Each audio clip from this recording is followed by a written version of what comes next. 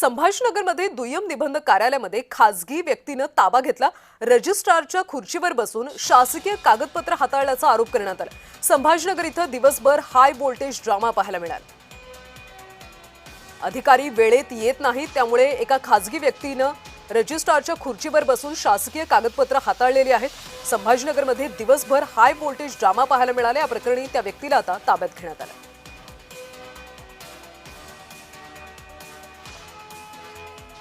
ठराव झालेला आहे की अबुलाला हाशमी हे जनतेमधून यांनी लगेच आता निवडलेला आहे आणि हा पदभार अबुलाला हाशमी यांना जनतेकडून देण्यात येतोय की जनतेचे काम लवकरात लवकर व्हावं। सर्व जनतेला याची सहमती आहे का? या सगळ्यांना हात उठून सहमती द्या। आजचा पदभार मला आहे, सर्व मताने सहमत आहे। आता मी पदभार स्वीकारतोय।